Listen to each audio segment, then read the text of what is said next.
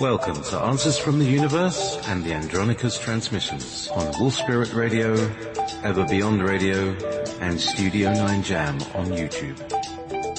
With your host, Jessica Ariel Morocco, featuring JP as the voice of Andronicus. Please visit www.readingsbyrael.com, that's A-R-A-E-L. We came from the future, by way of the past. I bought my ticket for the 15th century. We started moving through a hole in history.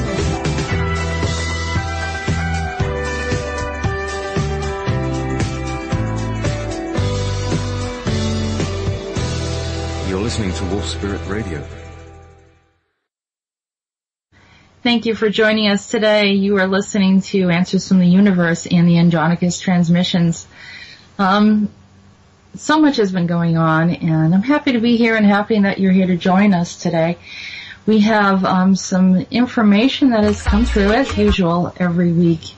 I get this information from whomever wants to come through. Of course, we have a group that have been established since the initial contact with Andronicus. And it has continued to expand. We have last week we had someone new by the name of Helios. And this week we have someone new by the name of Dryden.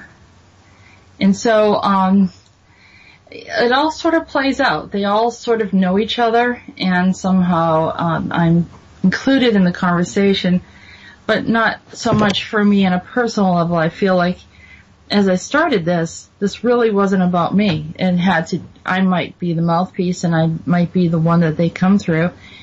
And also part of it's, related to me, but for the most part, I think it is the bigger picture of everything. And of course, JP's often included. Hello JP, how are you? Yeah, talk about the weirdest show I ever do. I'm reading these words, and then suddenly they start talking about me, and everything goes, and it's completely changed my life, literally, for the better, in a more, I'm definitely more spontaneous, more creative, more alive, more present, and the beingness of being present is quite unusual in people. And like Audrey was saying, people will gather around you like moths to a flame, not because they know why, but because that's what moths do.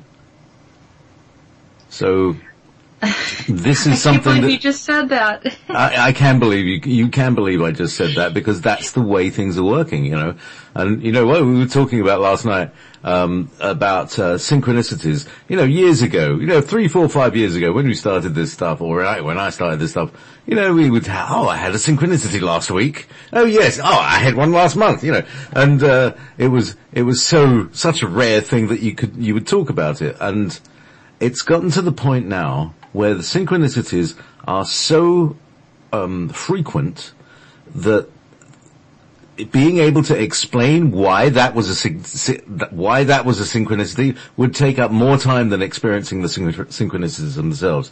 And so they become like a sort of an in-joke that you have with the universe. It is, but I actually I can hear you smiling. What have I said? I actually use part of the transmission actually makes the reference of a moth to a flame. I don't know how these things happen. It's like you know it, you start talking about it, and then we go into the show and there it is again. And it's just fascinating. Fascinating, indeed. Hang on, where's the official fascinating? Let's have an official fascinating. Fascinating. There we go, official fascinating. Alright, there it is. I'm laughing. I'm not the happiest person in the world, but it just does make me laugh as well. I lost my microphone. You're still there. It's got tangled in my hair. Oh no. That's the thing. That's the problem with having long hair. Yeah, well, actually, with having long hair that comes out the front, I've got a bit of long hair at the back. It's all straggly. But anyway, that's beside that matter. Mine doesn't get caught in my headphones because there's not enough of it. But hoping to have covered the amount of time. But it was, it's, like I was saying, these synchronicities, they come up and they whack you in the face, and they're coming from like 3 directions at once. I mean, I've had, here's an example of one kind of synchronicity that I get. Now, because I've got, I'm wearing headphones all the time and I'm listening to different random radio streams, just pulling things in and listening to some news and stuff like that. And sometimes I'll be listening to a radio stream and it'll be, not what I'm talking about. I'm just waiting through the adverts or something like that, or somebody's talking, or it's just not on station. And I'll be reading something else. And then my eyes will pass across a word just at the same time that word is pronounced in my ears. And that's another kind of synchronicity for me. That happens, maybe now once every hour or so, or maybe more. Like this is sort of something you've already played out. You remember it. No, I'm reading words, I'm reading an article. And, it's very much like what's going on, when I say things like that. I'm reading an article and I'll be listening to, somebody talking. That might be like David Wilcock, or, it could be, Walt Silver, or just anybody. And they'll say a word, and that will be the word that is passing across my eyes as I'm reading another completely unrelated article. And then there are other things that come in, different sounds might come in that also confirm that, all at the same time. I'm not doing very well in being able to explain this particular kind. It's a flavor of synchronicity that I've been experiencing for quite a while. And I don't know if anybody else experiences it, but that's because I listen to random things, in my ears and stuff. Yeah, I know I've had those moments where, you're like a word or something like that is coming up on something unrelated. Yeah. And, it just stands out. It's almost like it's a neon. It's prominent. Or even sometimes I might be typing a message to somebody and somebody might say the word perspective, and it's just the word that I was about to type. And I'll hear the word perspective from this radio show or something. That's what I'm talking about. Words like that, words like perspective that you don't always hear. They're not that a common word. It should be. It should be the most common word that we use. I appreciate your perspective, my friend. That should be the most common thing that is said on this planet. Right. If I had my way. Wouldn't it prevent a lot of... It would absolutely solve a lot of difficulties and problems. Yeah. Prevent a whole bunch of, misunderstandings. Which is something that we're probably going to get into, with, the conversations that we have with Dryden. It's kind of I don't know how to even bring up the story, but, maybe we will later. But I do want to say that we have a lot going on the show today. Olivia, who has graciously taken on the effort of putting together our, website for Andronicus, or Clandronicus, as we, say it in a fun way. And also she has worked on the website, the Andronicus Transmissions website, the Facebook page.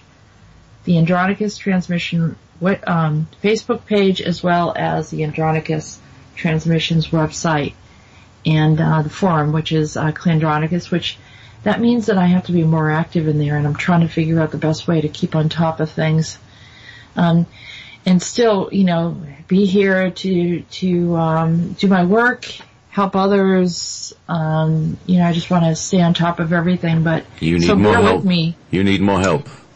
Yeah, I would love to have more helpers and people that are interested in gathering information, or kind of being a little proactive in the chat room that will be there.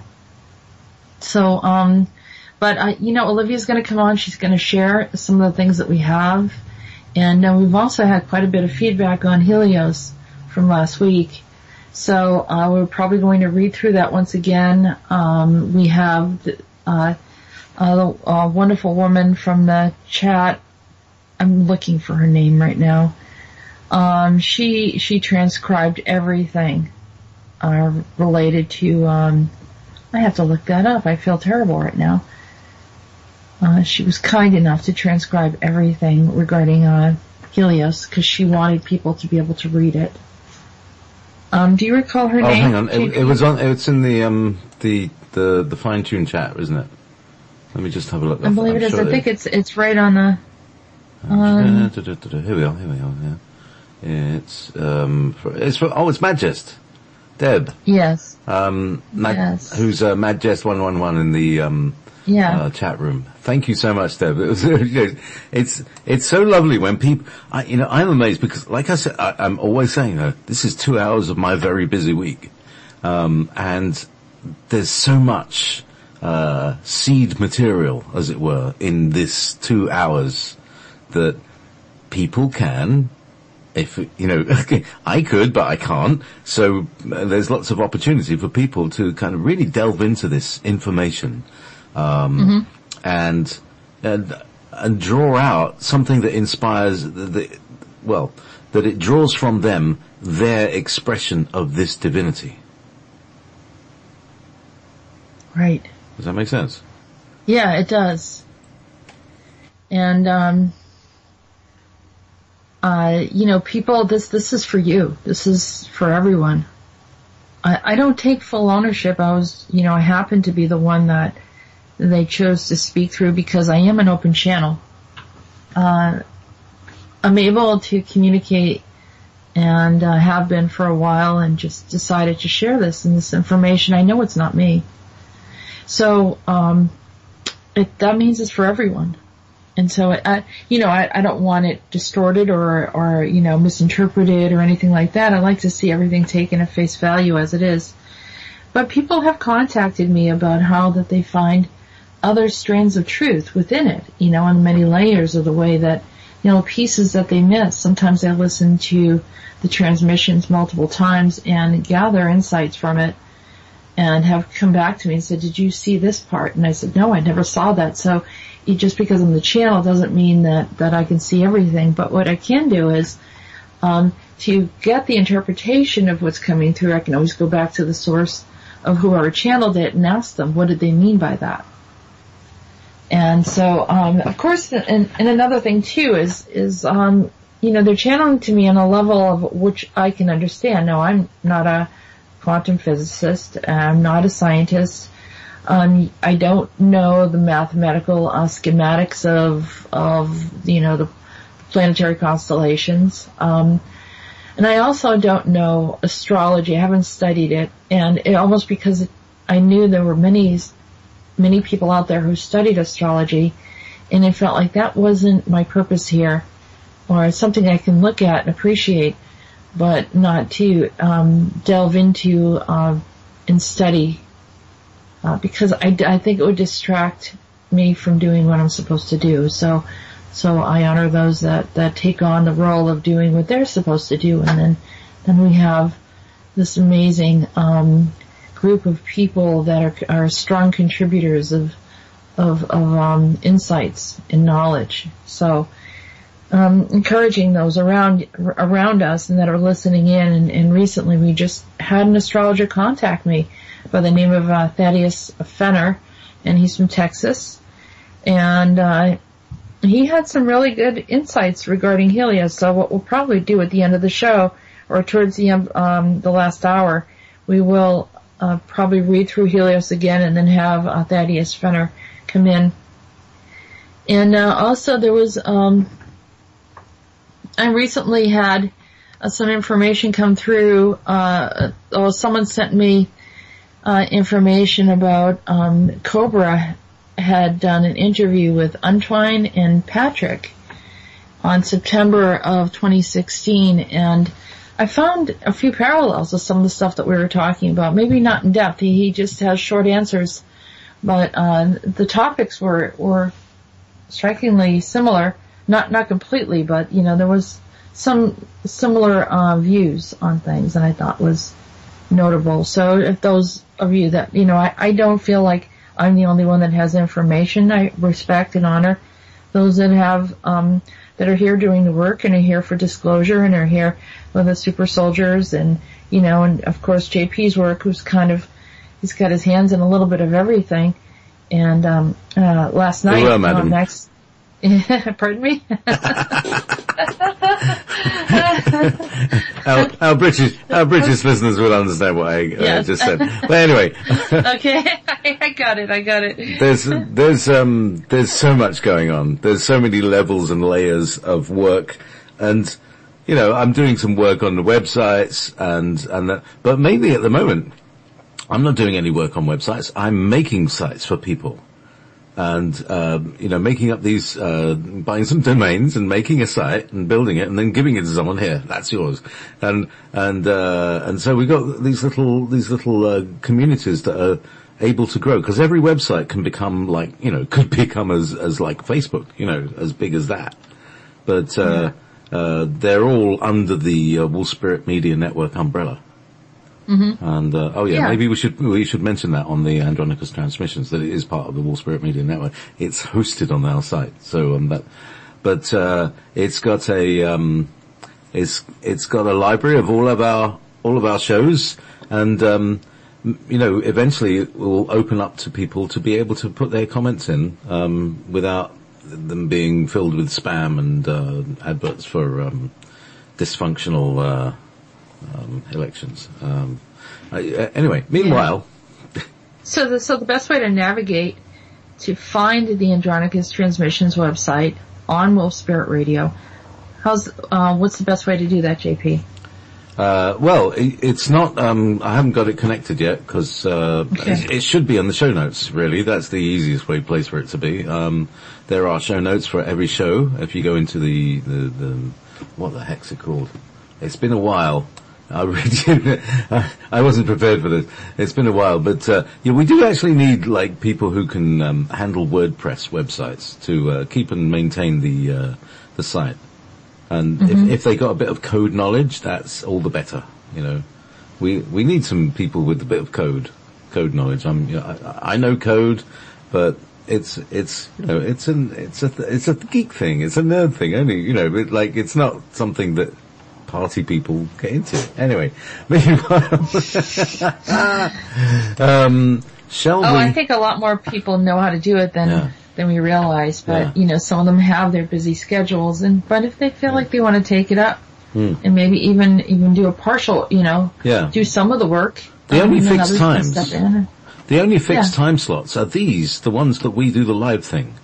Everything else, everybody can contribute in their own time, because, even uploading the archives might take me several hours, or sometimes it could take me, 15 minutes. Depends on the rest of the attention that I need to place everywhere. Anyhow, thank you, V. And I appreciate your support too, and those of you that, are interested in having a session with me, you can do that through my website at www.readingsbyariel.com. And also, if you want to support my work and what I've been doing, you can, support me through there, and also to support Wolf Spirit Radio for providing programming like this for everyone, which is very unique and inspiring to many people. So, I just want to mention that we had a very, very interesting show with Max Steele last night.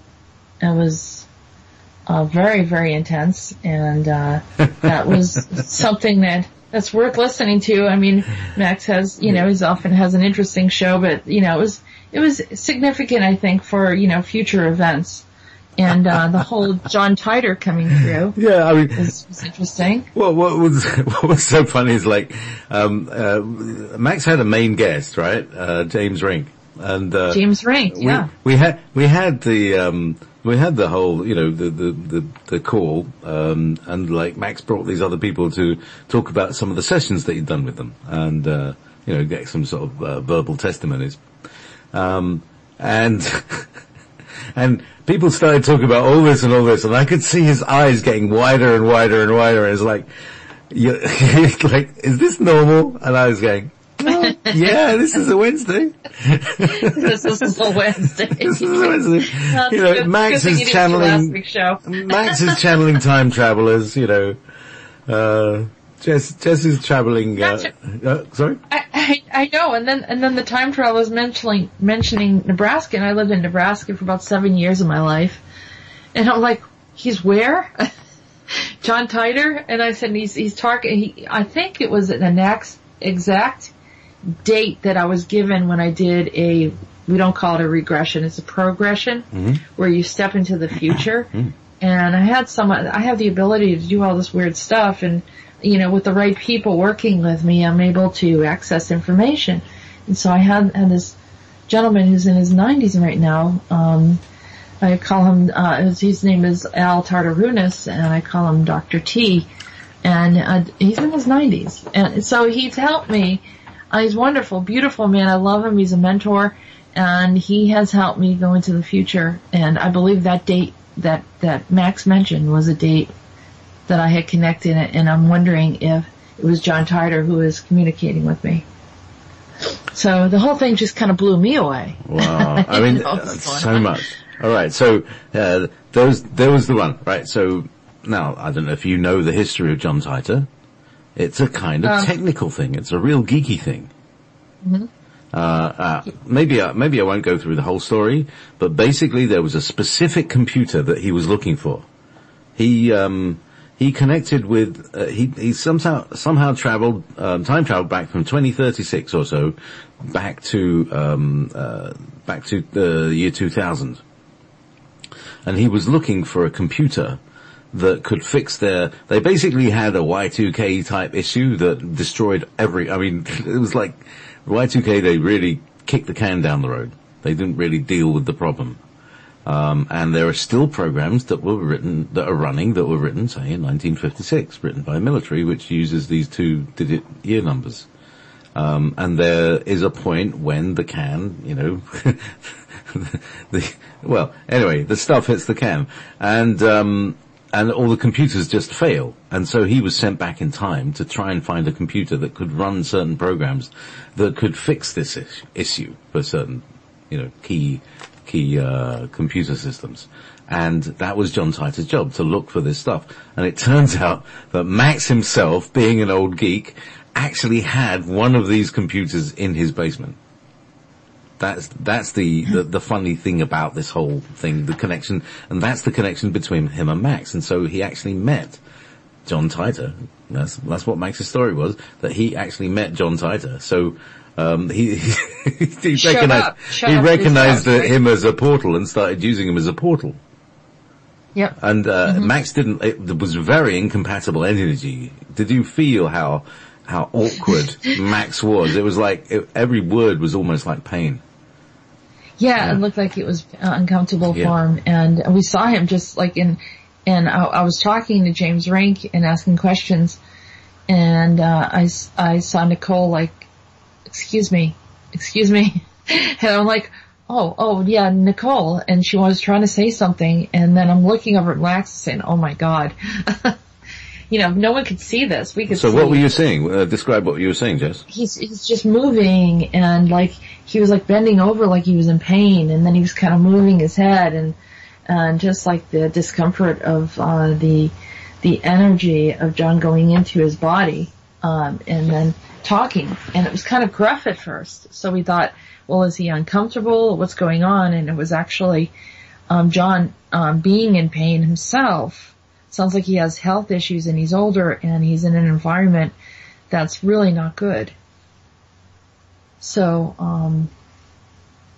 that's what I was seeing. Yeah. So he was essentially kind of eyeing, remote avataring through time into Max's body to pass a message on. And it wasn't, you know, from his timeline, you know, which is a military timeline, and it's a military-based time travel project. It's funny how all these, you know, all the timelines are being merged. That's why. They are. And you know, so, it may be that, you know, John Titor had to connect here so that he could, you know, come onto this timeline. Yeah, so we'll see. See where he ends up, and see what. Well, I'm sure Rodan has got something to say about this eventually. He's not in this week, is he? He's not. They told me there's no Rodan this week. All right. So shall we hit the dream harp? Yeah, we're gonna go to Andronicus first. Good old Andronicus.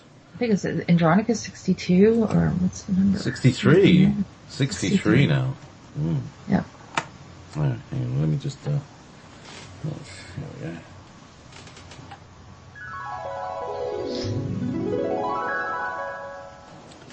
I'm observing the time, the collections of sound, the brilliant colors of the universe. We are en route to an unsequestered location that is not in my greatest of interest. The galactic councils want us out of the way. Here I am with a misfit crowd of Andromedans, Pleiadians, and the gentle Lyrans. I want to sob. After all I've done, they merely want me to go away, retire into the unknown, remove my name from the annals of time. I've been blacklisted somehow. I thought perhaps this has something to do with my erratic behavior on the moon and the form of lunacy I experienced, not from the planet, but from the Zeta Reticuli. They drove me into madness. I tried to explain about their influence. Instead, they drew them closer and allowed them to move in as a military force. My hypersensitive sensory abilities were targeted as a psychic warfare. I know you understand my dilemma. We're not much different in that respect. However, what saves you is your human aspect, the ability to subdue these senses and force the energy to a standstill.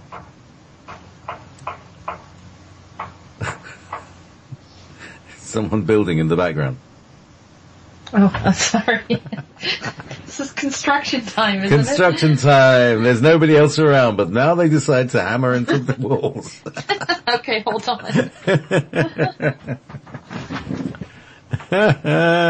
Meanwhile, at stately Wayne Manor. Let's see if that's helpful. Yeah. Alright, you ready? You ready? Okay. Yes. My hypersensitive sensory abilities were targeted as a psychic warfare. I know you understand my dilemma. We are not much different in that respect. However, what saves you is your human aspect, the ability to subdue these senses and force the energy to a standstill. Not knowing what was happening, I fell under the psychic harness in a similar way to when I was taken to humiliating nothingness by the Vincala. They felt that I was unfit for leadership roles. They see me as vulnerable and caught up with excitable notions. I suppose an effort to overthrow a collective conscience was not something to be alarmed about. It all became burdensome for me to watch the imminent takeover. They mocked and lashed out at me with humiliating statements declaring I was unfit to carry on, to be in any role of worthiness. I have had so many peaceful and agreeable societies about me, and even still, we, this mismatched group of leftover soldiers and a handful of Adama's men, now agreeably traverse the stars for a place to recuperate from wars. Typically, we would be nurtured and cared for. Instead, our men are despised, set apart and rejected by our kinsmen. The deception was so great they allowed chips to be inserted to assist them in their daily lives. Are you saying that some of the Pleiadians are chipped and programmed as well? Yes, be very wary of them. Not all are in their true essence. So much like the reptilians or the Vincala being chipped, the Archons being chipped, the humans have been chipped. Likewise, there are Pleiadians that are chipped as well. Unfortunately, yes, this is true. I had to step away from them on numerous occasions. They denied their involvement with the Zeta Reticuli and desire to collaborate with them to sustain their power in that hemisphere. What about the use of black goo? Black goo. That comes later. It's a way to integrate the mass populace. They, Vincala, convinced the elders to unify and subdue humanity, and that's one of the ways they do it, through hostility and warfare. The mind control is an ancient practice. Many species have a greater capacity within their minds because they utilize these abilities for survival. Much like the Vinkala, the Aldebrans, the Zeta Reticuli, they learn to control others with mental hijacking methods. Humans in your present society have learned this tactic as well. Soon, through my help, the Pleiadians most affected will insist on having the implants removed. Then the confusion will begin to end. I'm still having to recover from the hostile neurological attack while I resided on the lunar surface. The high-pitched frequencies coupled with perpetual taunting and plans of destruction, images of grotesque dismembering, has brought me to a place of resign. I'm filtering through the pain. It has crossed my mind that this influence is being sent to your reality through unseen network grids and disguised as a natural astrological phenomenon. Actually, they are conscious to do these attacks when others expect it. You mean something similar to a Mercury retrograde where we are expecting the pressure from the event and negativity to some degree? I can see that happening. So are you okay or not okay? How are you recovering? We're all taking turns at the control panel and others are resting. Unfortunately, we don't have the crew for some of us to go into hypersleep. Our time is measured and must be exact in all directions of actions. We must be prepared to protect ourselves in this terrain, and we've been an asteroid belt for a while, as well as a plasma belt.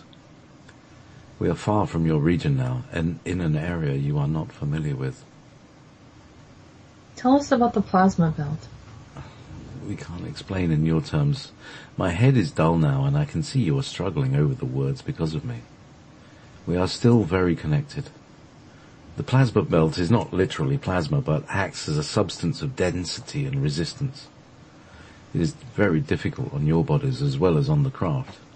Soon we will be on Century 12, a remote outpost beyond your solar system. It's quite cold there on one side and temperate on the other, much like your planet. I managed to bring my favorite plants, herbs and fruits. Long ago, the Vinkala used this location as an outpost and had a type of animal here like your llama for breeding and as a food source. We do not partake of any animal flesh, and so we will be replenishing the space with plant life. The animals, called the petan, are living off a root and rough grasses in the area. They have clean water, but this diet is not sufficient for us. We prefer a less coarse plant that is easier to digest. I have studied the area and believe the plants we have taken will thrive in the area. The petan are going to enjoy the new food source as we will. I also discovered that their milk is digestible for us, and we could drink that for sustenance as well, if necessary. I'm being optimistic about our journey and destination. I want to keep in touch with you. Our escape from the simians' horrifying reality may have been the last time we had spoken. Yes, it was, and I felt very troubled by your experiences. I felt more troubled by it knowing that I was also a part of that experience, since then you had spent much time experiencing something else. I wanted to draw closer to you to check in on humanity. You were in another life experience in France, very much caught up with a man of war, a dominant ruler who wanted to kill his way through Europe. I see you had a love for this man. I had warned you not to engage with men of war, as it would further entangle you into this experience. That was a lifetime of heartache on many levels, as I can remember. You are still spending some time karmically over this, even though you had nothing to do with the battles. It was your energy that enforced his efforts to be successful. Had you not split from him, he may have destroyed more innocent people and been in control, changing the future of humanity. I see they were hard on the both of you, particularly him. He still suffers in this reality today. Time is healing all wounds as lessons are being learned. Soon, by the sunset of the 3rd month of your new year, you will be finished with this karma and will be able to move on. I can feel your sadness. Don't worry. It will all end well and you will be free. And you? How will your situation end well? In many ways we are back on track. My original agreement with the Vegas was to replenish and cross-pollinate. My original agreement with the Vegas was to replenish and cross-pollinate plant species of all kinds on various planets. I strayed from that considerably by being caught up with the politics of societies and integrations of species. I discovered I excel more with plants than beings. They have a way of control and necessity that I find difficult, cumbersome, and emotional. I've mated with many, but found nothing. I've mated with many, but found something missing in all. I believe it was because I lost my way about who I was and where I was going. They were suitable at times and not too suitable. In all cases, it left me barren. I miss friendships, camaraderie, a group setting where we can all laugh and enjoy one's company. The mating part became a procedure as opposed to an elixir I once savoured above all. I missed love, simple love. I no longer cared for myself with what would happen to me. My relationships became dull and meaningless.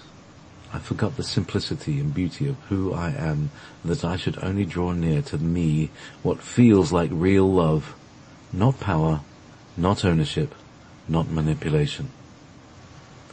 I have met females who suggested we should be together because of my status, or that we were like-minded. None of these arrangements worked. Look what happened to Juno.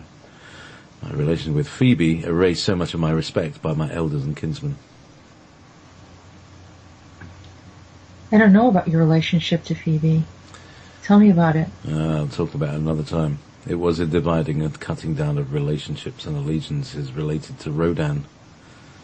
He had an affinity for her as well. Neither one ended up with her. It was sorrowful, and even still I remain at odds with him over it. He then sent the mater after me to reprimand my behaviour. I've come to terms with them as well. The worst part of all is that I didn't need to be in the role of ego I assumed was important. I was never being true to myself, but instead I was embroiled in the competitive field that many species are now engaged in. You talk about the human ego. It was part of your forefathers' temperament as well. Don't let the so-called lofty convince that they have achieved the higher consciousness. Some of them are more indulgent than the rest. They assert their higher knowing as another form of ego. Be wary of these tactics of asserting power through psychological means. My love, you know that this is a test of survival. Survive well, and tell all who listen to me to survive and thrive. It is much of an illusion of lost power. You have and always will carry your own personal power given to you by the source of all knowing. It is true we are vulnerable, tripping over our own feet, and yet we stand up, brush ourselves off and carry onwards. No system can control you. You are the masters of your own planet, the holders of the key to the galaxy, and the intimate observers of divine knowing. Use this ability and mastery to your advantage to build and grow and thrive on your terms. Just be as you are. Live. Love your home, your family, your friends and fellow beings.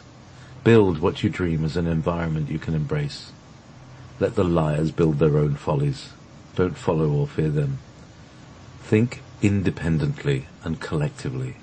This is where your power lies. Andronicus.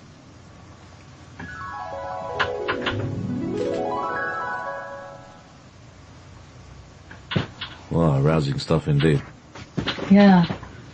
He was trying to inspire and encourage us. Bless his heart. Yeah. See, he just wants to be a gardener, you know? Yeah, he's the sacred gardener. He just wants to live off the earth. He wants to go home and, go back and gather and celebrate and enjoy, being with others. And he thought he needed all these other things, If given the opportunity, if any one of us were to have, all the power, all the money, we would probably do the same thing. Go through the whole gamut of everything and then turn around and say, I just want go to something simple where there's love, where there's simplicity, where there's children, where there's family, where, things are good. Exactly. Yeah. And oh wow, I mean, it so touched me. It so touched me that when I was reading this. Where is it? Well, the first thing is just be as you are, which is what I've been saying for the last, to everybody that I meet. Just be as you are. Yeah. Because you're brilliant, and, oh wow, You learn a lot. Yeah. And his perspective is, taking everything into account and reviewing it. It's just really beautiful, I think. Yeah. That's why we all like him. Right? Yeah. That's what we like about Andronicus, is the honesty. Even when he's wrong, he'll look at it and assess it and think it through. But we're running out of time, and I wanted to let's keep moving forward. I want to get you have a few guests here, so we're going to go into Borkum. If I can get Borkum. Okay.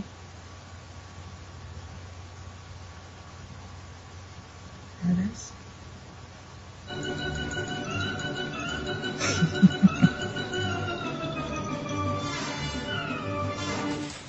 Ah, Primus. I see you've taken my advice. Well done. And so you're feeling the indigo light beaming through your soul like a force that is unstoppable. I sent that to you, my friend.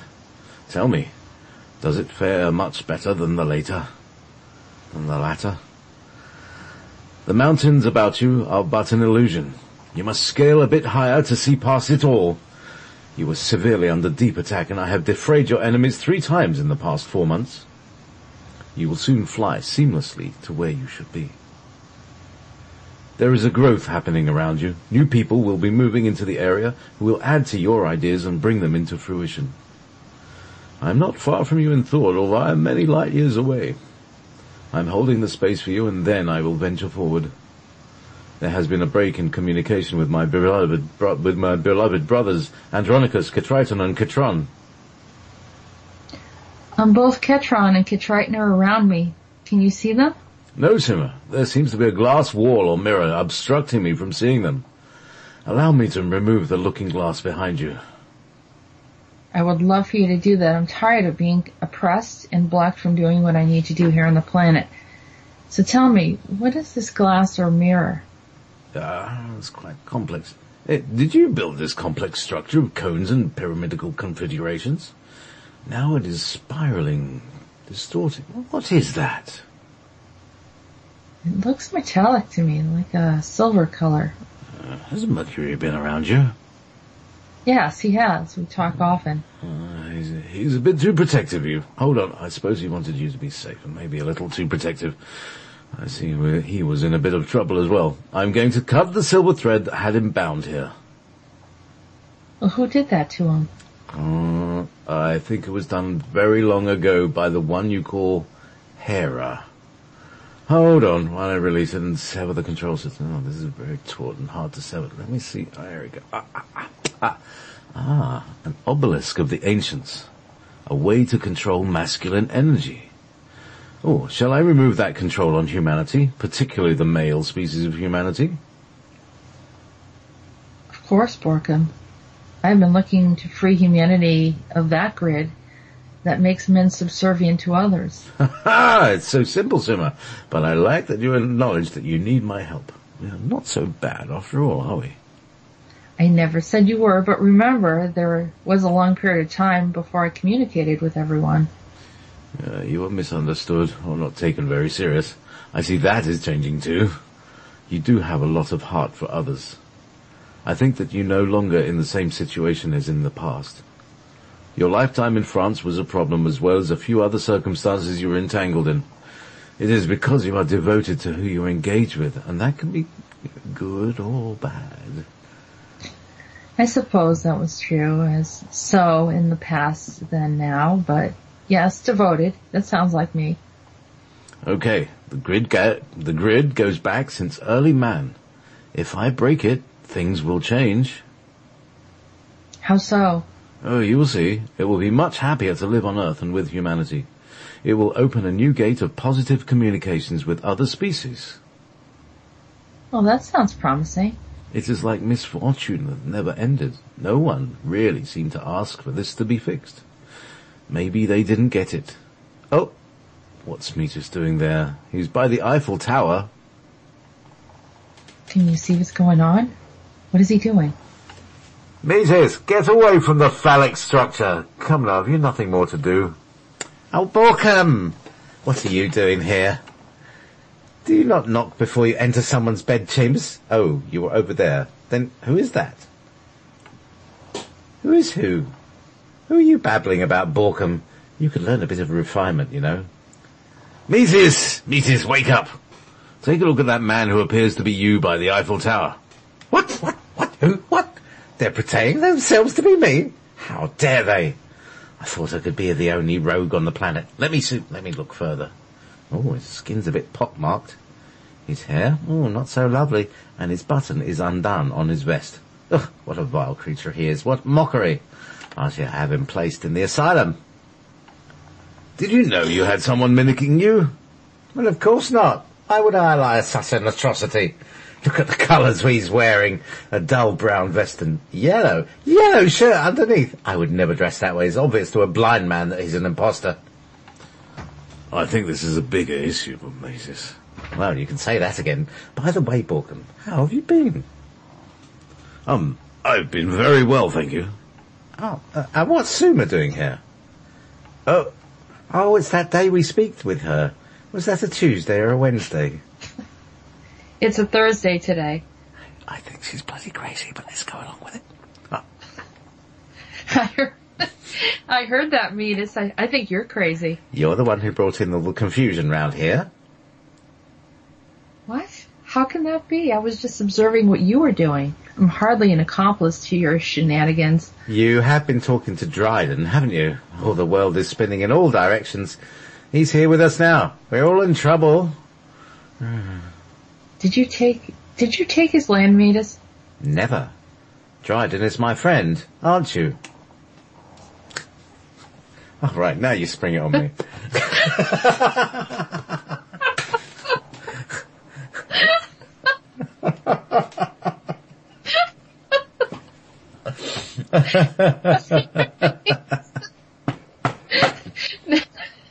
Okay, so Dryden is this, 17th century fellow? Yes. Okay.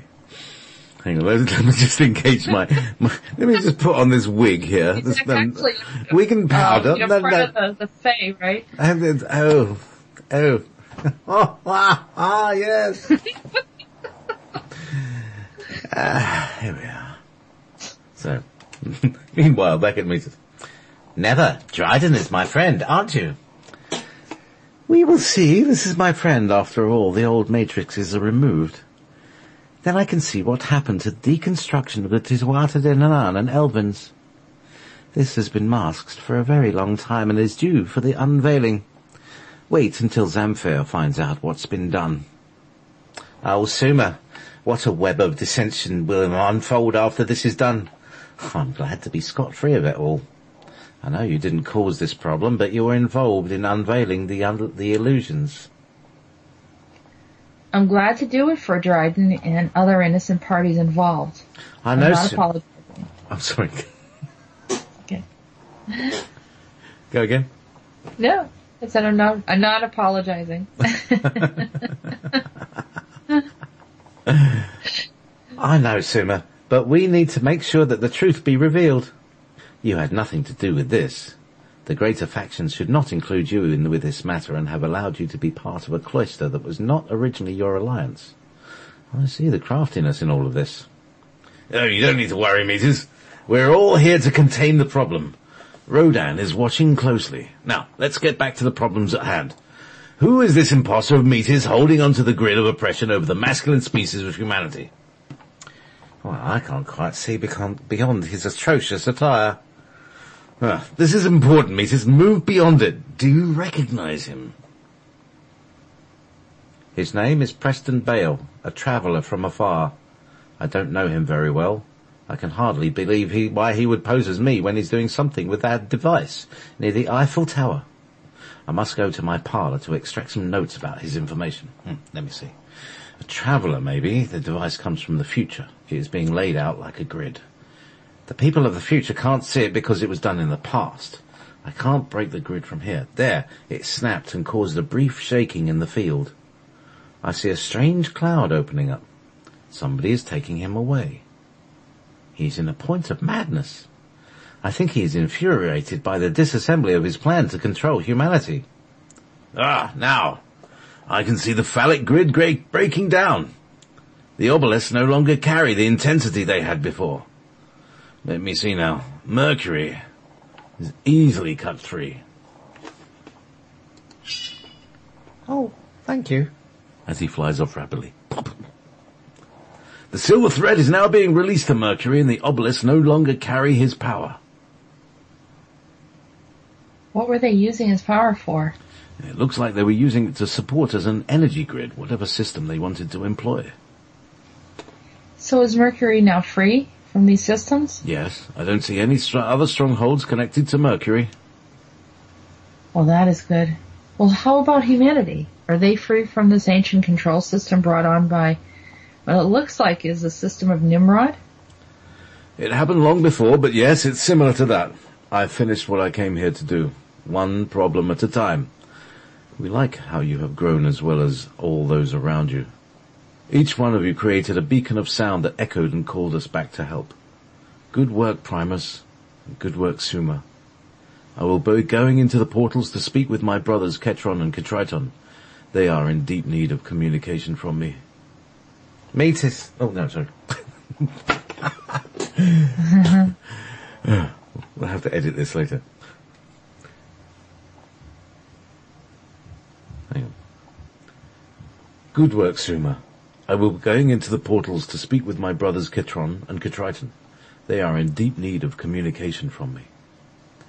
Borkham, come back to see me when you're done. We shall have a bit of tea and a discussion of so many things. I'll be back when the twilight hits past 12. Farewell, Borkham. Farewell, Suma. I will speak with you privately. Farewell, Dryden. Don't do anything I wouldn't do.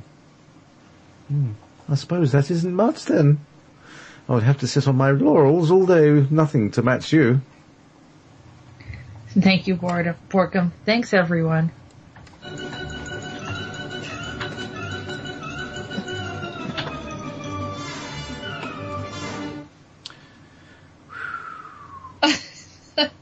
Whoa.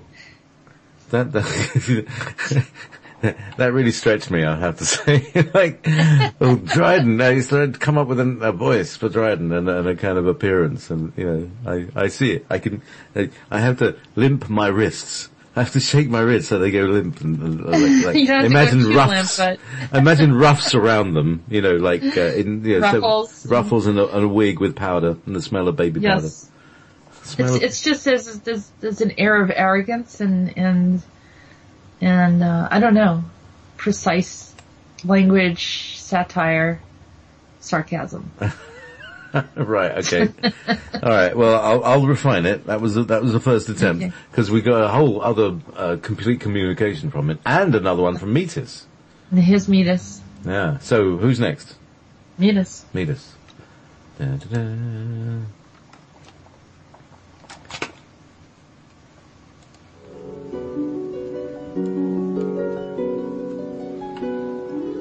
Hello, Flower.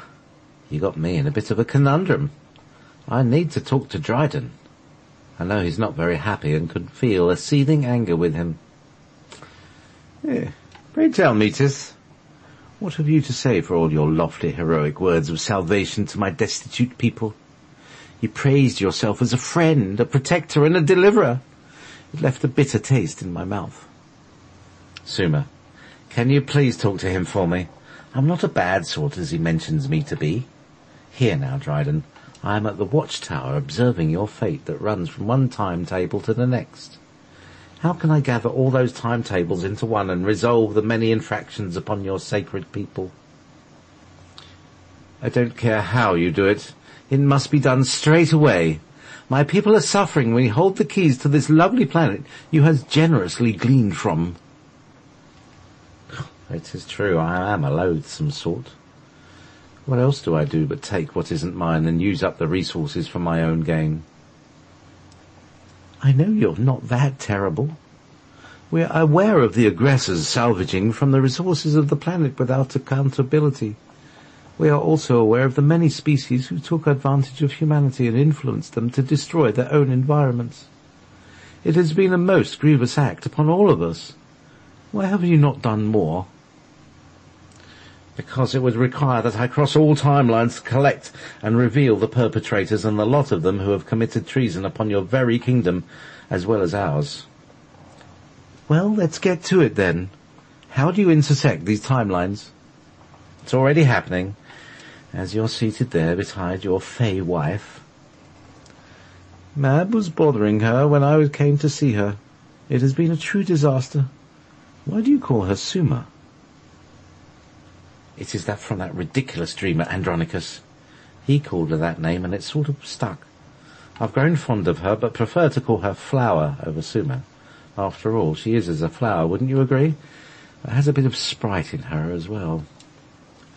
Oh, she is a lovely rose, and amaryllis, heliotrope, lavender combined. Don't get me off topic, Metis, you're always good for that. Let's discuss your plan to reset the garden. You have any proof this will work? You are questioning my savvy, my pure essence of knowing that came from the foot of the Divine One Shiva. He floats through timelines like sheer silk. None can ever see his whereabouts with the exception of a few, and I am one of the few. I promise you I will assist. However, we may have to ask the great Master Zamfir to assist. I have spoken to Zamfir already. He is the one who allowed me to visit my rosebud. I had a very long discussion with him about you. He said you bridged the gap for us. It has taken a very long time. Things needed to play themselves out. We hardly imagined how many species would be involved in this gathering. It is momentous. I care little about leaving my home to just sit and observe the skies filled with so many crafts and species observing. Many of them are very much involved. It is wonderful. Pure bliss. We will never be alone, and so many will all learn by this. I will be here to observe along with you. How fares Shiva and his sons? You will soon find out.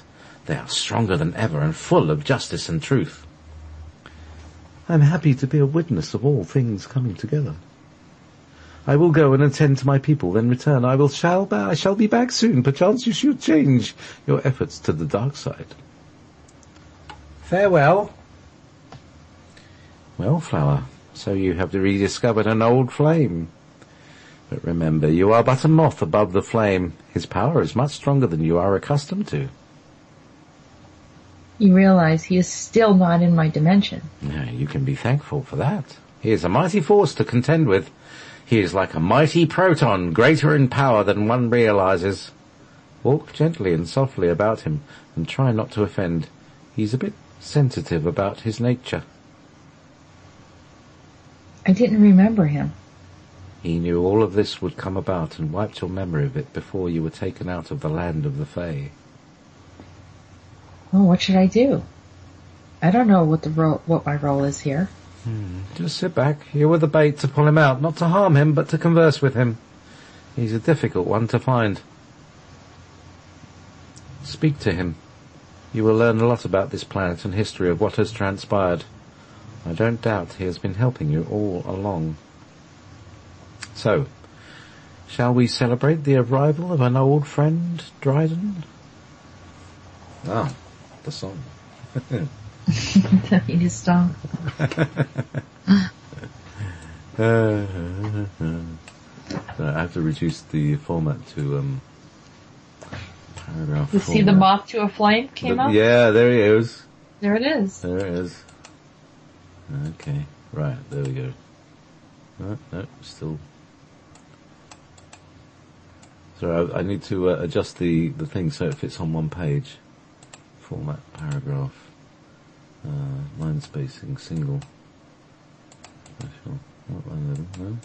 What's wrong with that? I don't know. Anyway, Let's see. Give me a second. Cover me. Get the guitar.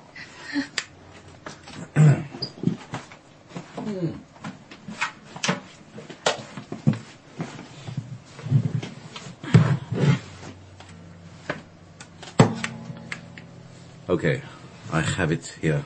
I have a CAFO on today. What's that? It's I just pushed the keyboard away to make everything give me a bit more room, and then everything fell down on the floor. Yeah. I think Dryden brought in some difficult and not difficult, but different kinds of energy. Yes, a very kind of skittery.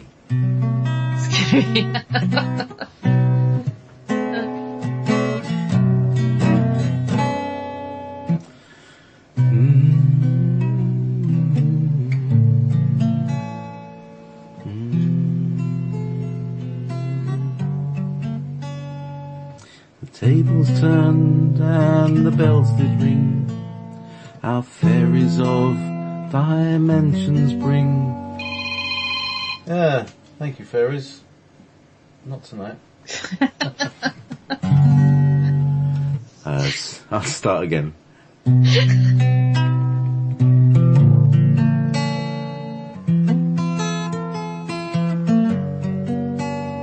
The tables turned and the bells did ring. Our fairies of dimensions bring a sounding out of fury lost, and the earth and bounty that was cost. A fanciful light species roam until the violence took their home. Under the laughter they do sneer, because the hopeless gains did tear.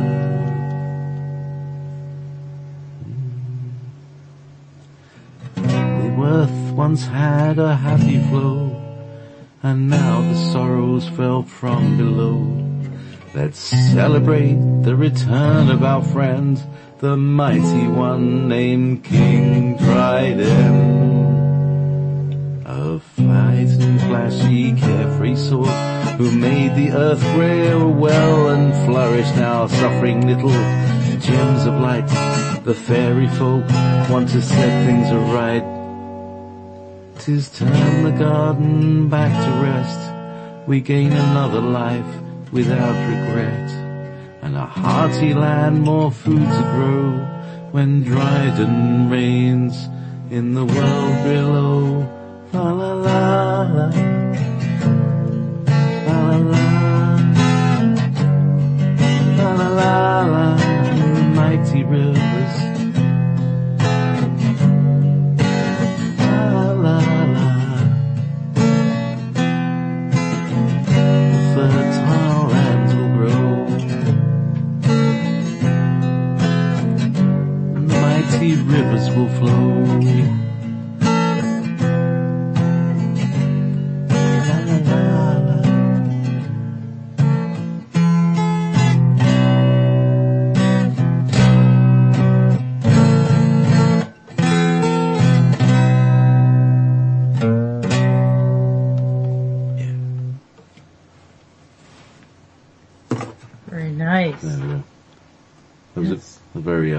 Well, a little fey. I had a little fey kind of, sort of. Anyway, so there we go. Yeah, the little sounds came through. I know the first one was like a phone, but what was that other sound that came in? Did you do that? Actually, as I sang the words, the tables turned, the bells did ring, Dean called me on the phone. So the bells certainly did ring. Anyway. Yeah, and then there was another tone that came in. I was trying to figure out what that was. That's a text message, obviously. Oh, okay, so that kind of fit into Yeah. Yeah. Anyway, so there we go. There's Metis, and well, Oh, we get one last. We have Dryden now has his own message with me. And so, did you get that? Okay, yeah. I'll just have to use the. There we go. Called me Arias. Arias. Arias? Okay. Yeah. A-R-A-Y-A-S, which is a bit like Ariel, isn't it? Yeah, it is. So it's the beginning of Ara, so it's like Ara Yas. Yeah. Yeah, what's Ara? But how did he pronounce it to you? Could you hear it? Arias. Arias. Okay. So, without any particular, well, You have no theme song. I have no theme you could song. Just have bells or something. Yeah. So how about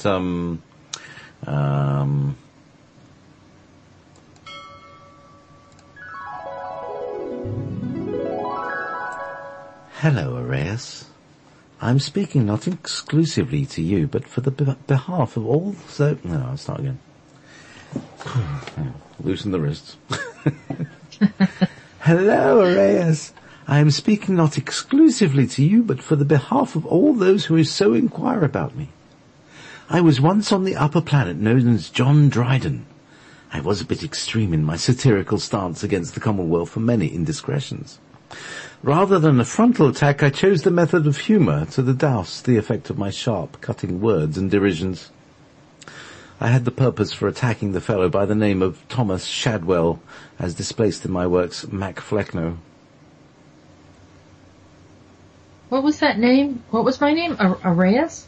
Yes, that is what we called you. You went by other names, as we all do in time.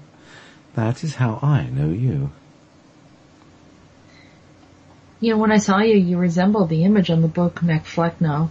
And when I saw you, it was strikingly the same, with the exception of the wig that you were wearing in the picture. I thought the wig may cause further gender confusion and is not common attire in your present culture. It was just a fanciful way of expression during the time. You have your own sense of dalliance, I see. Yes, I suppose I do. Have you been involved in many lifetimes amongst humans? Yes, on various occasions. I chose not to mention them, but I do want to put out the bitter end of my reactions with Thomas Shadwell by having you listen to the debate between Gore Vidal and William Buckley. That was a true example of the friction felt amongst me and Thomas Shadwell. I sort of played through it again in your generation so your people could observe how factions work and the cutting paths of disagreement. It was quite injurious for all partakers as well as those who observed and listened. Sarcasm is the cutting edge of the tongue. Sometimes, if one cannot take up the sword in disagreement, they use cutting words to wound their victims. I can see you've had your fill of that. It is not a good feeling, and discovered that you were wounded a bit by it. You are all living in a volatile time. Disclosure has brought up so much pain to many. I am here to support one and all who takes up the knowledge and shares it to bring on a victorious liberation to age-old controls and chains of unending sorrows. Break all the chains within you. None can ever hold you prisoner again. You liberate yourself and then liberate others. I will speak to you all again. Farewell for now, and keep bold and hearty upon the passionate effort of survival and liberty. I shall visit your lands and write terms of equities amongst all peoples, civilizations, races, and future species.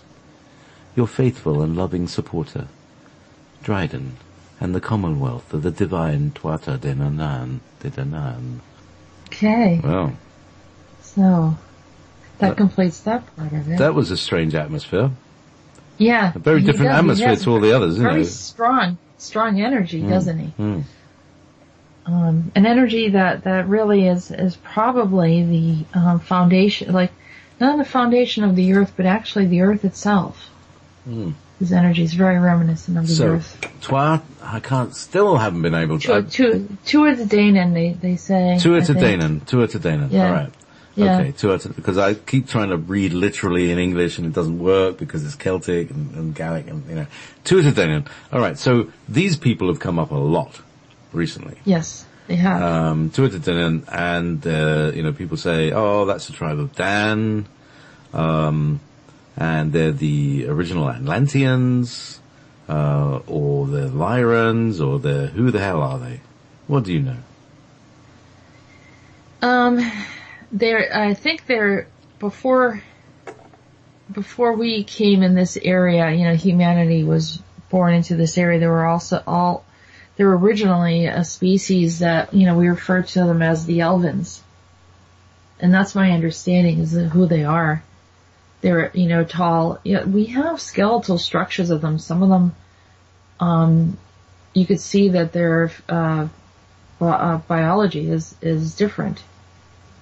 They have found some remnants of them. I think I've seen them they look like giants on some occasions. He was complaining to me that they had taken his species and shrunk them in a way. I don't know who did that and how that happened, but I don't know if it was literal or like he was saying, this is my whole society, and he's holding his hand and showing me.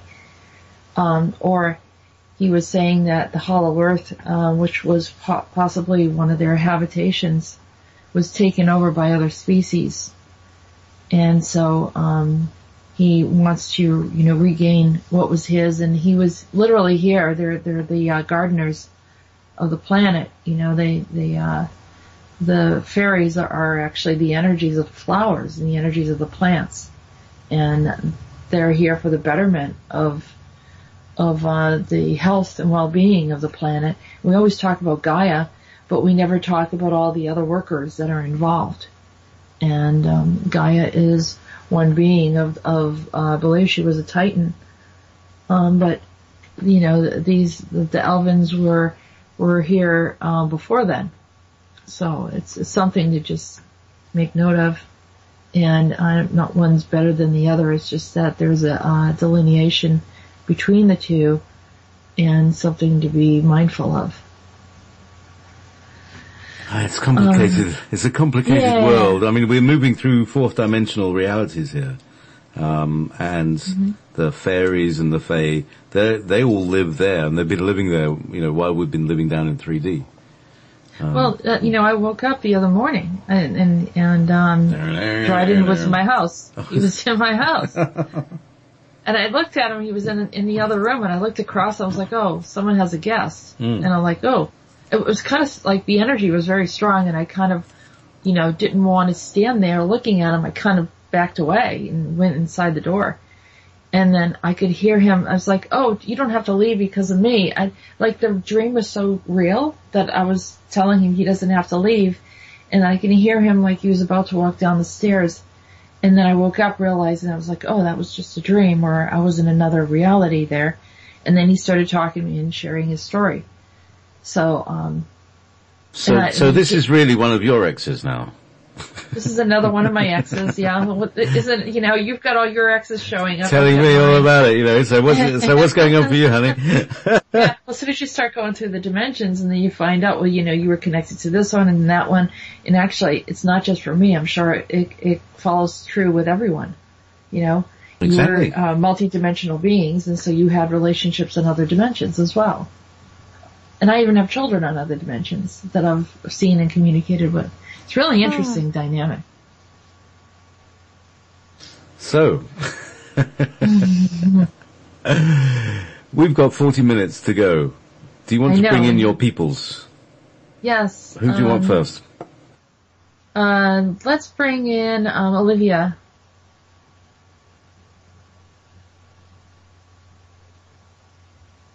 And I think you connected. I gave you Thaddeus's connection. I think we've had Thaddeus on before. I don't have any Thaddeus. Hello. Hello, Olivia. How are you? Fine, and you? I'm good. Thank you for joining us today. No, it's all good. And you did a wonderful job with, I don't know if we can put it in the chat room, but you did a wonderful job with all the links to Facebook and the website that is based out of Wolf Spirit Radio. So tell us a little bit about your ideas and what you've done so far. First of all, can you guys hear me? Is the speakers okay? Yeah, could you, is it possible you could come a little closer? Come a little closer. Go on, speak come a little closer. There we go. There we go. How's that? Hi. There we go. Hello. Well, I kind of think I joined you guys probably about 6 months ago. and I literally found the show on YouTube and listened to the first show, and I was like, hang on a minute, and it just grabbed me. And I think by show 3 or 4, and I think I went through the archives, and by show 3 or 4 I was I was hooked. And on one of the shows you called for somebody to help with a website, or you guys had an idea just to put up a website, and I just went, oh, okay, I can do that. Thinking that there would be like 5 or 6 people that would be involved in it, and, you know, but, I kind of put up my hand, and you guys came back to me, and we just went from there, just putting things together. I'm not particularly great at it, but I know a little bit about how to do websites. I've done my own and just potted about and looked on YouTube if I needed help, and just we went from there. So yeah, that's how that all got started. I think it's wonderful. You did a fantastic job, and I'm really happy with the way everything looks. JP, were you able to, you have those links on there? Yeah, it's really, really exciting. I'm very excited. I'm really excited that Olivia. I mean, yeah, there's 3 of us, right? That's all it is at the moment, you know. But we are moths to the flame, you know. There are moths to this flame, and people will gather and they'll discover who they are in this process. Yeah, that I can definitely vouch for that. It's almost like I was saying to Jessica one day that it's almost as if listening to her bringing through different people and having conversations literally with different beings and people, it almost gave my own higher self permission to start its own conversation with myself, and, you know, all kinds of things started opening up for myself, and writing things down, and this journey into the rabbit hole commenced. So for me, it's done that, and for that, I'm really grateful for you guys to kind of help in that journey. And I'm assuming a lot of people have gone through the same journey, because I've heard a lot of other people come on the show and talk about their own, you know, meeting of different people and beings and characters that have come up in their lives. So this has been an amazing journey so far, as both of you know. I've had sessions with both of you. So, yes, self-discovery, know thyself. Yeah, we're all on this journey together, aren't we? And so it's been very, very interesting, and you've added your creativity to it. I mean, you shared your artwork with me at first, and I could see the talent, and you've contributed that. It's all beautiful. Thank you so much. Thank you guys. Thank you so much for that. So, I'd like to say thank you very much as well for what I love is your approach, Olivia, is that you're very self-starting. You know, you only ask stuff in the most desperate of circumstances when you really have reached the end of your own personal abilities, and that's exactly how we work. You know, because where you end, somebody else has started, and when, you know, it's a continuum. That's how we cover everything. And so thank you so much, and thank you for adding your own personal flavors to it. Yeah. It's time when, you know, sometimes I kind of dig deep into certain shadowed sides and aspects and things that come up, and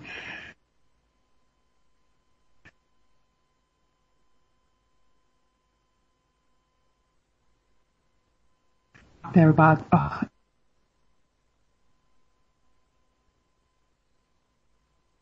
Oh well, I think Skype just died there. Hang on, let's see if I can get everybody back. It just completely, we're still online, yeah. Skype, what the heck happened there? Oh, there we go. We're gonna come back online here. Just bring everybody back in now. Have a quick, doobie-doo.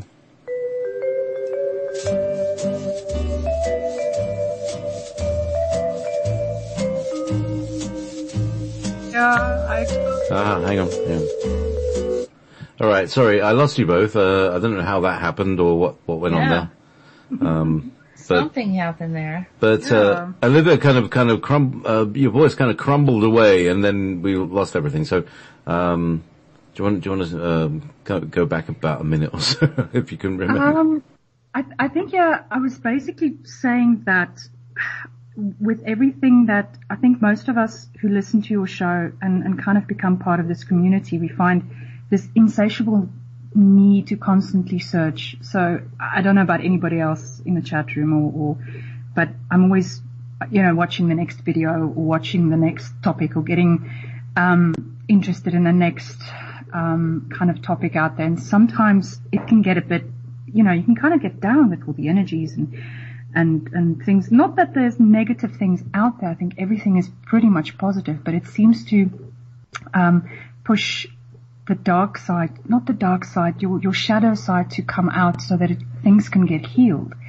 And sometimes I feel like the only time I can pull myself out of this is to actually do something, to physically get busy and do something. So some days it's a case of, okay, right, just get up and do something with the website. So for you, from my point of view, for you guys to allow me to get involved with you guys is such, I can't thank you guys enough, because it keeps me, it kind of keeps me out of trouble in a way.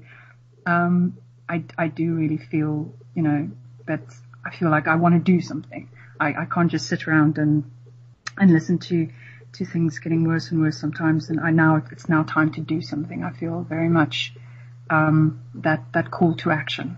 So it's finding, a place to do something and be appreciated for doing it. So yeah, my thanks to you guys as well, very much so. Well, that's awesome. And I want to ask you if you want to stick around. We're going to be inviting Thaddeus on as well, and he pretty much the same thing. He was listening to the show and felt like he wanted to get involved, and yeah, I would love to stick around. It would be, I'd absolutely love to chat to as many people as possible.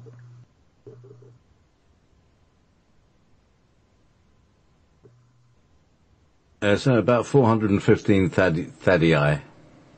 Have you got a location? They're all over the place. Jess? Hello? Where is everybody? Oh God, it's gone again. Thaddeus, did you try calling him? No, I couldn't find it. There's about like 6 dozen Thaddeus, Thaddii, and he's in Fort Worth, Texas. So it's Thaddeus dot Fenner, Fenner. Oh, right, okay, that's better too. Because as I said, yeah. I put it in your I think. Yeah, there we go. So there he is. Now that's better. So let's send IM, add to contacts. There we go. Add to contacts. Okay, now we can bring him into the call. Can we? Maybe, I don't know. Let's see. Right. Okay. So it's been a bit of a hairy moment. So you had a power surge or something, Jess? Yeah.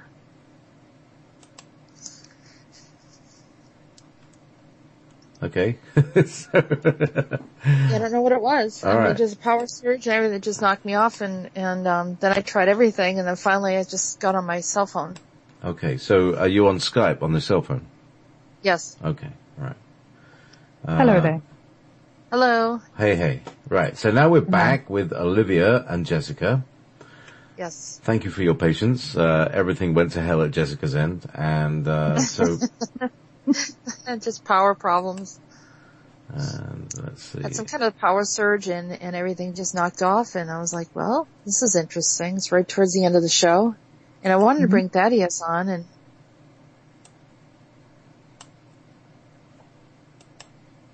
have you gone again?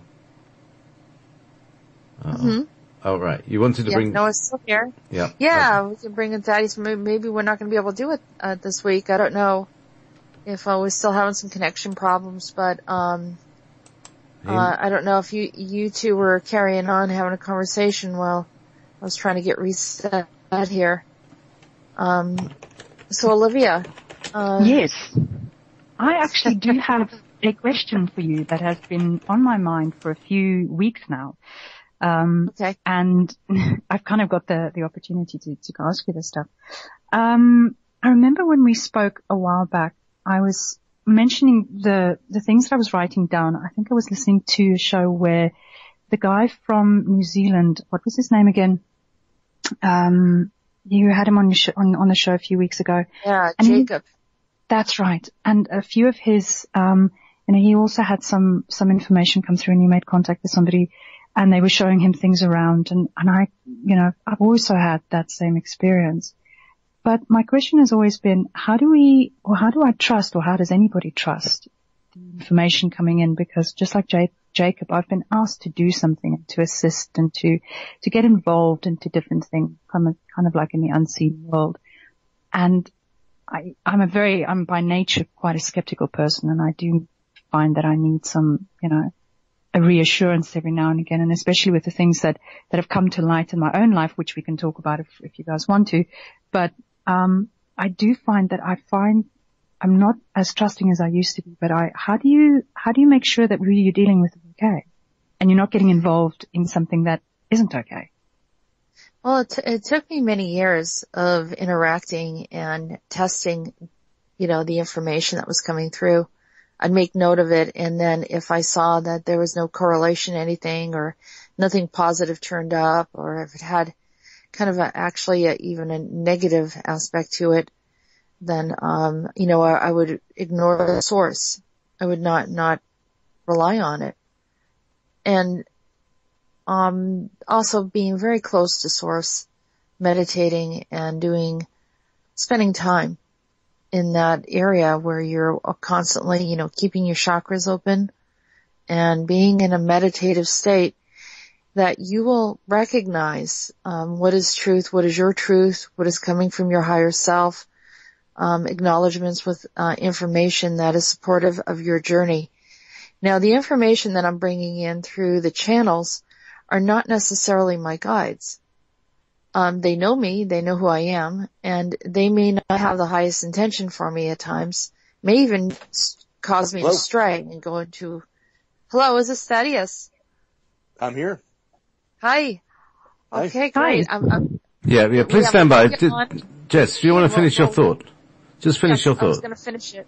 Yeah. And so, what I did was I learned, that the information that's coming through, I recognized that they're not here for my higher self, but may have some information that's helpful.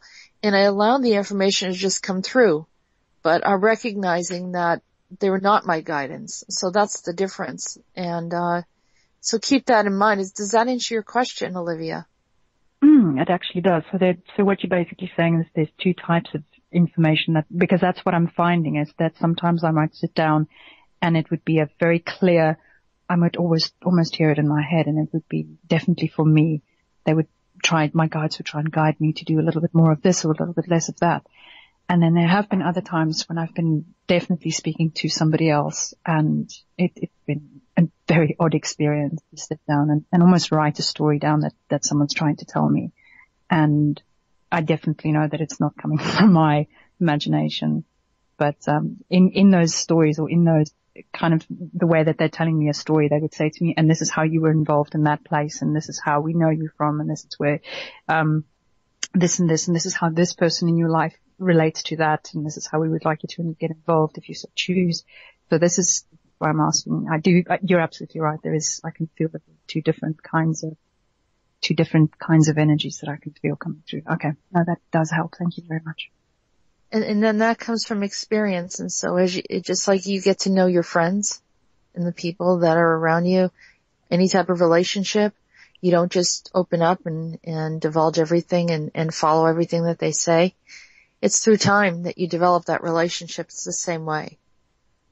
So, hopefully that's helpful to you and to anyone else that's listening and has a similar question. But, thank you so much, Olivia, and we'd like you to stay in on the remainder of the show. We have Thaddeus here, and Thaddeus said we haven't given you a lot of time, but we're hoping that you'll come back again next week. But to just share briefly about your insights and connections and what made you contact me. Okay, well, just listening to the show, and I think you asked when is the process complete, and the answer was, or is, the rising and setting for the first 7 times in Aries. And I just instantly thought to the Edgar Cayce material on astrology, and then just doing some research on that in between the time that me and you spoke last week. Yeah, it's just more and more setting in. They're referring to the actual constellations, the stars. So Aries, rising, and we're looking at that very first ingress into sidereal or constellational Aries right around April 15th. We talked about that a little bit, and then you talked about your Easter correspondence, which is, just a few days after that. And very, very interesting. And I'm just looking at the astro map of this, and that it's a Sun-Uranus conjunction. And the sun is actually blocking out the planet Uranus in this particular configuration, and it's right at the international dateline on April 14th. So people in New Zealand will see the sun rising, and that will be the exact moment. Now this is the Fagin Allen. This is Helios. Yeah, this is the Helios reference that we talked about earlier in the last show. But go ahead. But you also told me that you had a similar feeling that it was right around the middle of April, Easter time. So, it all I did really because coming of together. the calendar, the ancient calendar that I found that had these pieces of stone literally cutting right through from this equinox over into the spring equinox. And everything was played out in that way. But here's another thing, Jess. In our readings this evening, now who was it saying? I can't remember. But that your karma will be paid out, in the first, during the first 3 months. That will be the end of all your karma, in the first 3 months of the next year, which basically brings you nicely up to that time where you'll be prepared for it. So it sounds fantastic for you. I was surprised to see that too. And Thaddeus, give us your background a little bit of your knowledge in astrology and in your name, where you're from, and a little bit about you. Well, I'm basically just an astrology nut. I really don't know any other way to explain it than that. I've got, somewhere around 1,000 astrology titles. I'm an astrology researcher, astrology software guy.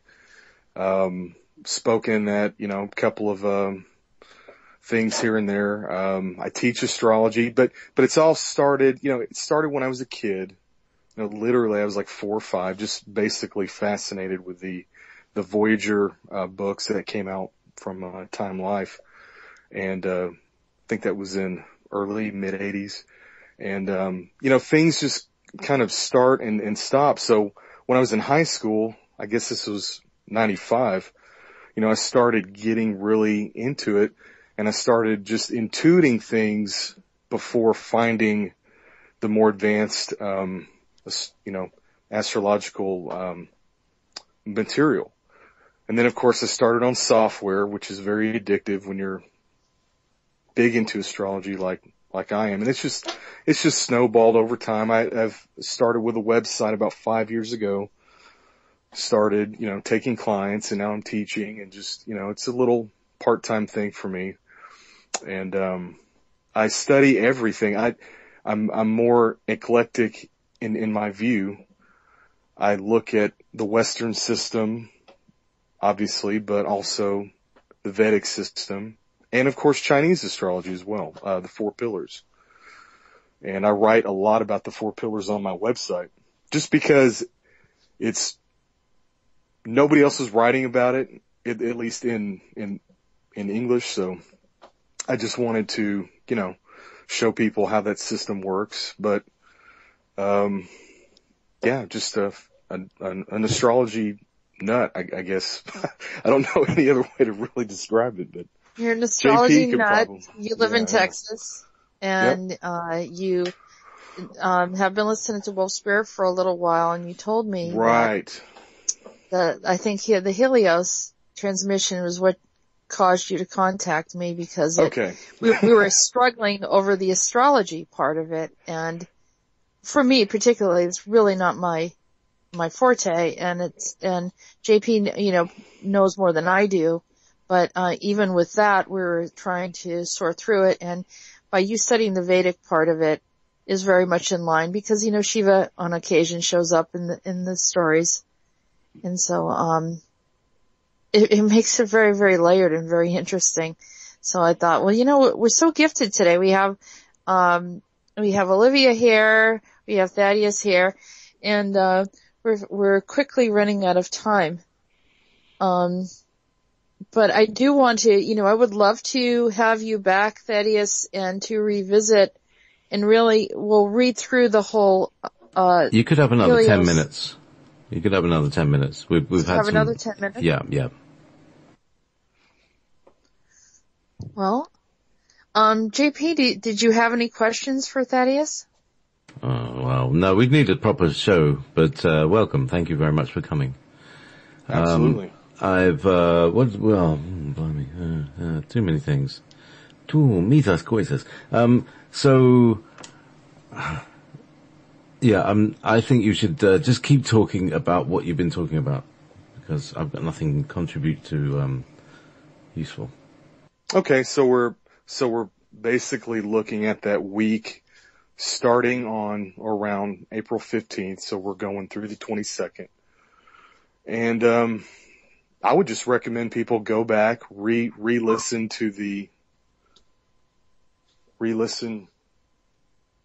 Am I still there? Yeah. Mm-hmm. Okay, Yep. Great. Okay, I just heard a weird sound. Okay, so go back, re-listen to the Helios transmission, and then understand, what is the context of Jessica asking the question, and then he gives the answer, which is a very specific answer, which is rare for higher celestial beings to give us a solid date. I mean, it took a little bit of decoding, but it really wasn't that hard. And here's a reference for this. Just go to snowcrest.net, and it's /sunrise/AA Persian astrology5.htm, and this is by a lady named Teresa Hamilton. And you can just kind of read through this, and Edgar Cayce does differentiate between the tropical zodiac and the sidereal or constellational zodiac. And they both work. It's just that they're just a little different. And the way that I see the tropical signs, so this is your standard sun sign astrology is what I'm referring to.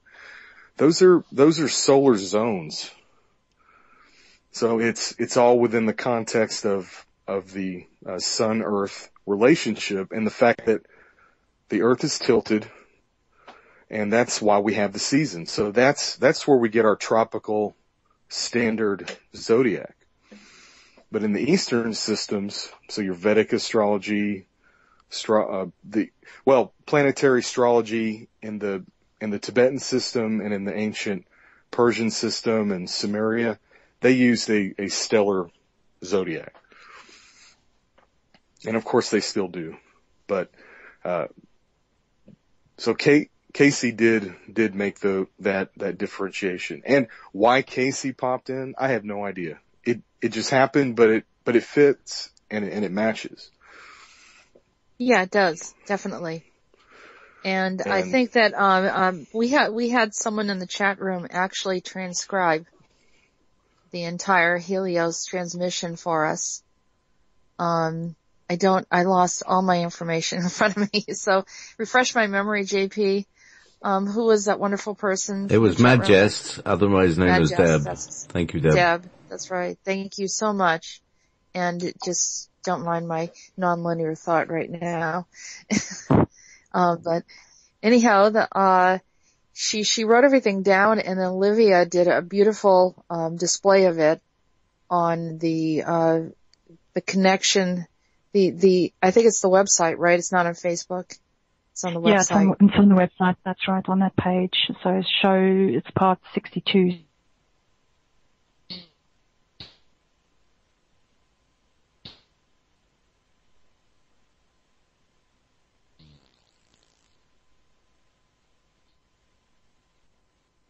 Some pieces of stones going across. Yes. And that I found was very, very fascinating. It's like they were basically coding things in art. And that's usually where things get my attention, is when things get shown so clearly in art and in symbol as well. So it's everywhere. So someone in time put that together, knowing that, people would look up Helios and then find that calendar, and the calendar clearly displays that, the two equinoxes or something that have a line going through, showing, Absolutely.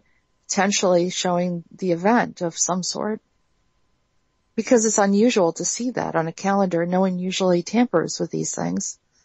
They're usually set apart. They might be broken in some way, like some of the old statues, but not necessarily something that looks like it was deliberately done, in my opinion. I mean, anyone else? What do you think, Olivia? Does that look like it was done deliberately? It very much looks deliberately, and I don't know. That is, you might have to help me here. But when I look at it, Yes. It looks like it's trying to say that it's almost like the asteroid belt is aligning with it somehow. It's like these little rocks that just sit right on top of it, and it's a very fascinating way of displaying something. There's no rock out of place. It looks like it's a little wall that's built just across it. And it looks like it was something that was added later on. Okay. What is the link for this, for the I'm going search? to post that into Jessica's post. I think, Jessica, you're going to be let's try it. Maybe you could put it on Skype, or you can put it also in the chat room. But, I can't. I wish I could do it myself. I'm still not connected. Thaddeus, can you see that? Okay, Thaddeus? I'm on Skype on my actual cell phone, and then I'm Okay. looking at the computer with the chat coming up as we're talking. Okay. Oh, here we go. Let's see. So if you page down or scroll down to the bottom of the page. Got it. Oh, yeah. Yeah, this, I don't want to be like bursting anybody's bubble. To me, this is a trigger for you ladies and JP and others.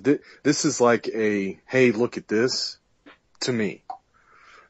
Because there are so many zodiacs found in Israel. There's actually, I've got a book right in front of me. It's called Written in the Stars, Art and Symbolism of the Zodiac, and it's from the Israel Museum in Jerusalem. And they say that there's like thousands of zodiacs people have found all over, Palestine / Israel and just everywhere. And that could have been just like a wall. Well, but that doesn't make any sense. Why would they put a wall right in the middle of this Exactly. mosaic? Right. It's Somebody usually not left done. a little crumb. Yeah. Someone left a little crumb of information. Okay. And this is why I always think about, the time, all these beings that we talk about and all these interdimensionals go about, well, we've gone backwards and forwards in time. And for me personally, this is, evidence of it. They've come backwards and forwards and things have changed, and somehow we've been given these little crumbs to follow. So Galactic center, that kind of pop. Cause the galactic center it's in Sagittarius, or tropical Sagittarius rather. Well, maybe that's another, Yeah. maybe you could actually take a look at that, Thaddeus, fish. and maybe there's more information in there than we can see, because we're looking at it topically, and you can actually go in a little deeper and try to see the way the alignment of that stone structure is within the calendar. Maybe it has other meaning to you. Well, I can tell you that the winter solstice sun has been transiting through the dark rift, and that's basically the 1998 through 2017 cycle,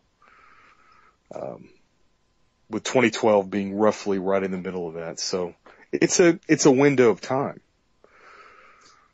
2017 is a significant year for some Yes. reason.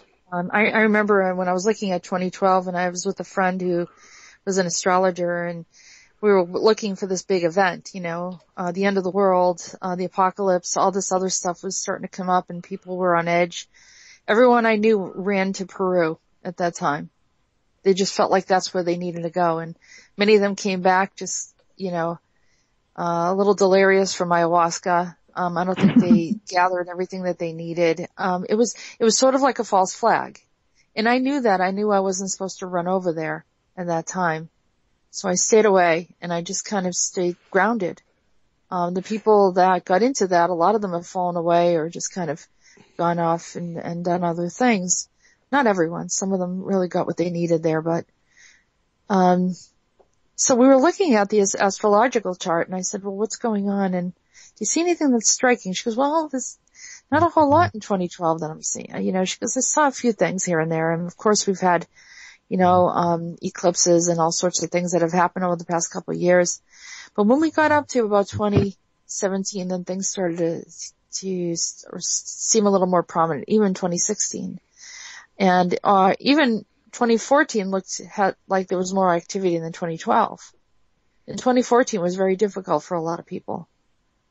So, but 2017 had some activity, and I thought, maybe you can shed some light on that. If there was anything that really stood out to you, Thaddeus, that you know about. Well, yes, August 2017, there's a total solar eclipse that will be visible, and it will go right through the middle of the U.S.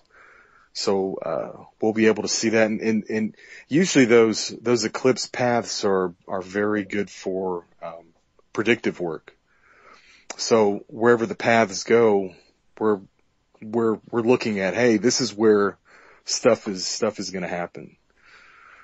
So I've been trying to think, do I want to go check this out? I'm going to have to drive up to the, maybe Kansas area to see it. But that's one major event. And we talked a little bit about this last eclipse, and I think this last eclipse on September 1st it's pretty significant because there was a Mars-Saturn conjunction that squared the eclipse point before the eclipse happened. Do you remember when we were talking about how eclipse events can happen before and after the eclipse? Mm-hmm. So that's how these work. It's like triggers that set off before and after. So it's just it's its own thing within astrology just by itself. Eclipse research. So, yeah. Watch those eclipses in your chart. I mean, they're very good for giving you an idea of what's right around the corner. But one of the trigger points this year is actually on November 4th, Election Day. That's where the lunar node will contact the September 1st eclipse point, which was in constellational Leo or tropical Virgo. So, but 2017, yeah, I try to just not look that far into the future. I don't know why. I've just sort of like really narrowed down to just what's happening right now. And I do a lot of like personal stuff too, you know, people's relationship issues but you know, mundane astrology, it's really the astrology of the entire world and what's happening right now.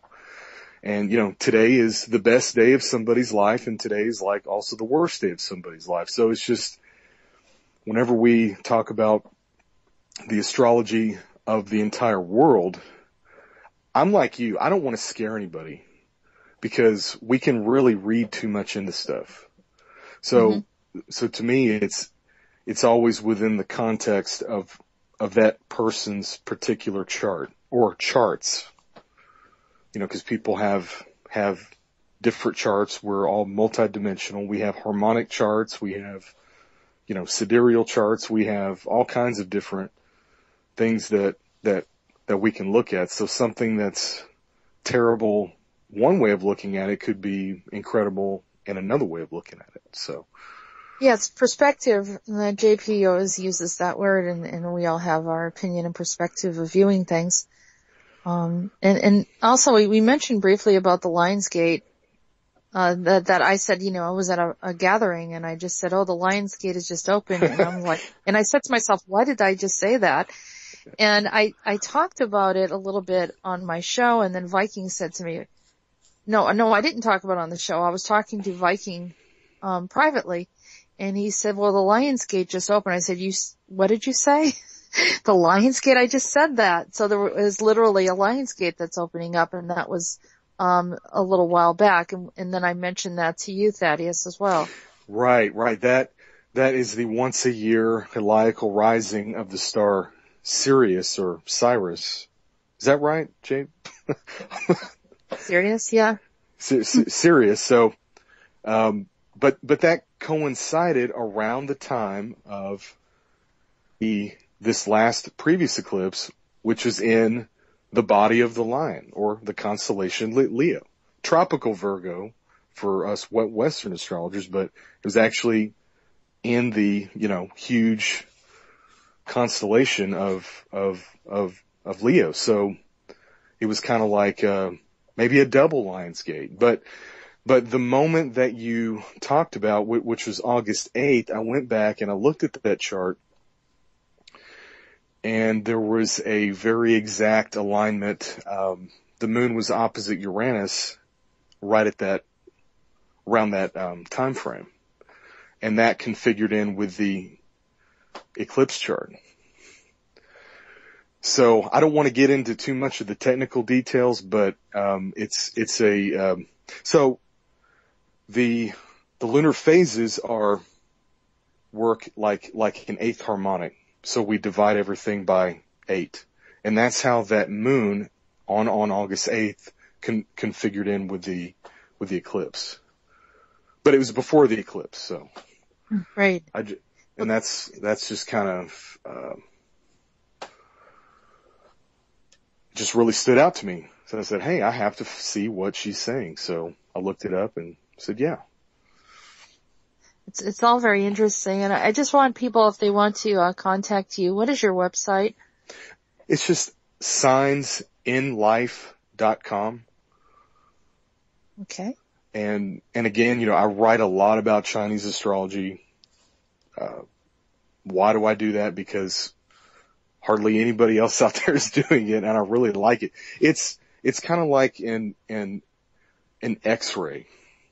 It's just really quick, simple, basic information. And, but again, you know, I do just about whatever astrology people are interested in or want to talk about. So I'll put that in the chat, I guess. Yeah, put that in. And I just want to tell everyone, I haven't been in the chat, so my system's pretty much shut down. I'm on the phone right now finishing up the show. And I want to thank everyone for being here, and I want to particularly thank JP for doing the show with me today. We had a lot of fun. As well as thank you so much, Olivia. You're so sweet.